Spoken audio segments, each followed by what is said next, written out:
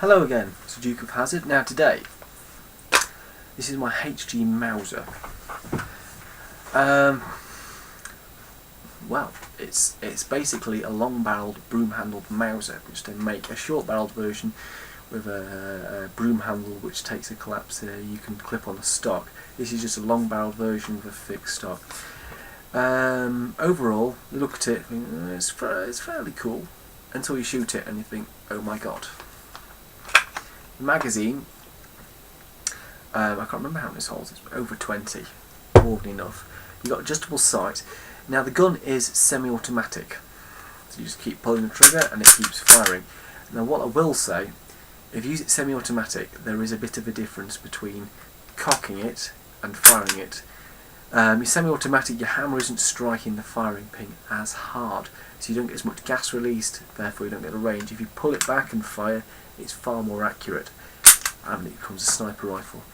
You take it, I can take in this when it's quite hot, fairly hot, shots up to like 60 yards, 60 meters with this, and beyond it will go, but it's not as accurate. The sighting system is okay. It's true to the real steel original. It's difficult to use in low light. I took this on a Halloween match. It was fairly cold. I was taking 30-40 meter shots. I got some big guy in the nuts. You felt like a sack of spuds. Very satisfying. But the sights were very hard to use. In fact, what you had to do is you had to kind of get with a light almost in front of you, so you could just see your front grip, but be far enough back so they couldn't see you. It's quite manoeuvrable. The stock fits in your shoulder fairly well, and you can cock, fire. When you've got it in, it's the sights on the best. What you do is you put it up to 50. You'll find you'll hit stuff easy, and it's easy to look down. You can stick it all the way up to 1,000. I don't know what you're going to hit at that. There is a functioning safety on the other side. Voila. No work. Now work. You get from Airsoft World, and probably only BB guns because they do stock this, and the shorter version, magazines. You got one that sits flush to here. I believe it's a 15, and it might be 25. Those ones. Extras. Airsoft World do them too. Not too badly priced. It's a metal barrel, metal receiver, and real, surprisingly, apparently real wood. It's that Chinese stuff. It doesn't look too convincing. And what I really like is this brass stock. Finishes it off. Now when I play with this, I use it as a sniper rifle or a marksman carbine. I try not to get caught out in the open with it, only because the rate of fire isn't particularly high. It's pretty accurate, and it hits pretty hard in the summer. In the winter it comes a bit off. It doesn't suffer like a blowback gun, but it still suffers in velocity. So in the summer it hits quite hard. So I either use my Beretta Afrika, it's obviously fully automatic, wins every time, or it's not the highest rate of fire, but this Bison shotgun, though it's quite cheap and looks really nasty, is actually quite nasty. It features a 40 round magazine, pump action, single fire, shoots about just about over 300 FPS. It actually is absolutely shocking, but it's got fear factor, and you can shoot it one-handed. It's cool. I only use that when I'm sniping with this. I don't use that when I'm going in CQB. The downside is there is no sling mounts, and there's no mount at all for any kind of extras.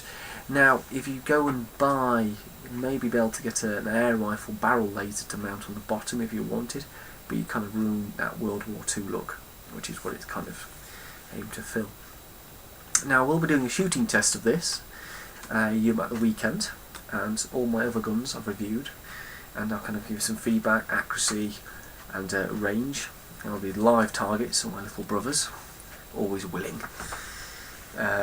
So, out of 10, I give this a 9. It is, by all, my favourite rifle. I have a full-length G36, a SIG, and I prefer this over both of them. It outranges the G36, surprisingly. SIG is crap. And I do have a long-barreled AK. It doesn't outshoot the AK, but it's more versatile. And it's actually surprisingly accurate. It's a sniper rifle slash medium range carbine. I do wish I had it in the two-tone variation. Now I've got my Yukara, I can purchase one of those. Now, price, it's £100 last time I saw it on Just BB Guns. No, only BB Guns. On Just BB Guns it was 140. They might have knocked some off now, but that was for the non-two-tone version. And they also had the pistol, which I believe you can get a stock for it. I'm not sure where you can definitely get that from Airsoft World. I would purchase this gun if you like a sniper rifle and you want a gas gun. Magazine is quite easy to load. It's unusual because it has that round bit. Now this is a non-blowback gun. Insert. A couple of things. You saw me firing it, but I wouldn't advise it. That little button there doesn't do anything, but the one underneath it, the little dot in it, is your firing pin. Now sometimes you'll be firing it away, showing your mates with no magazine in. Your firing pin can get stuck, and all you won't be able to insert the magazine at that point, and you'll be like ramming it in. What's going on? All you need to do is get a little pin and wiggle it, and it'll go back in place. Whatever you do, don't ram your mag in if it won't go, because you'll break something. The other thing is, you can't put your mag in when it's cocked. It just won't go. What's that mean? Because of how the blowback system works. Well, the non-blowback system. A normal blowback, the barrel comes forwards because the barrel's so long, the internal comes forwards and pushes the pellet into the barrel. So it works slightly differently, but you can't insert the mag.